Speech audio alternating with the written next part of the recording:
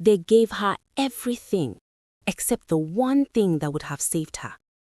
The house was worth more than most people's lives. Glass walls, imported marble, security gates that swallowed problems quietly. From the outside, it looked like success. Inside, it raised a child on neglect. Amara learned silence before language. Not the peaceful kind, the kind that kept adults calm, the kind that made a child disappear without complaint. Her parents were famous for building empires. Newspapers praised them, boards trusted them, churches quoted them. Their names opened doors before they knocked. At home, their names mattered more than their daughter. Her mother moved like a brand, always polished, always busy, phone glued to her ear, smile calibrated for power. Every conversation was a transaction. Her father loved numbers the way other men loved their children. Growth, leverage, legacy. He spoke only when something could be optimized. Amara was raised by staff who came and went. Nannies who grew attached were replaced. Affection was a liability. At 5, she waited at school until the sun went down. Parents came, cars left, teachers locked doors. No one came for her.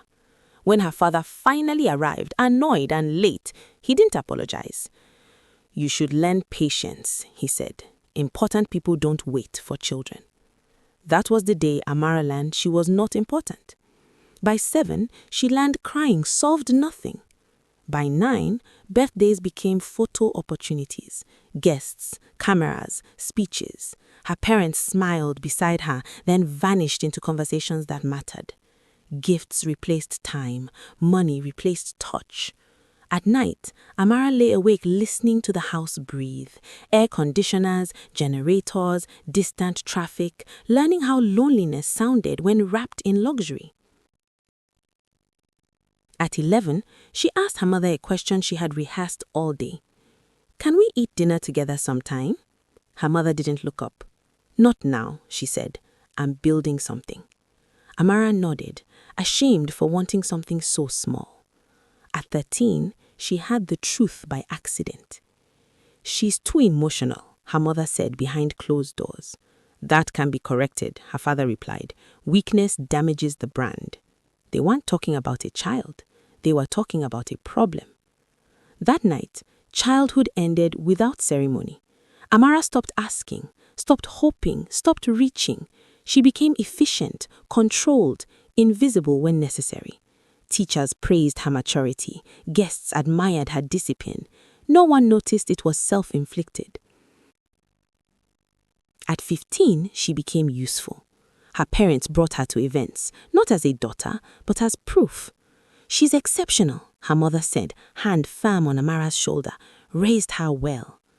Men watched too long. Women assessed too quickly. Her parents noticed nothing or chose not to. When panic attacks started, doctors were hired quietly, NDAs signed, pills prescribed.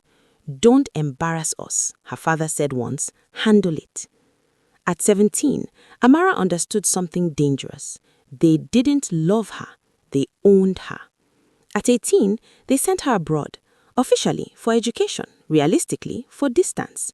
Distance made neglect cleaner. Money arrived monthly, messages didn't. She learned how abandonment felt when wrapped in comfort, learned that independence wasn't freedom, it was survival. She graduated quietly, built a career quietly, hardened quietly. People admired her strength without knowing it was forged in isolation. Her parents only called when her success could be borrowed. "Mention our foundation. Attend this gala. You represent the family." Then the empire cracked. Bad deals, hidden accounts, money bleeding where reputation mattered most. Whispers turned to headlines. That's when they needed her. "Come home," her mother said. "Family stands together." Amara returned to the house that had perfected her absence.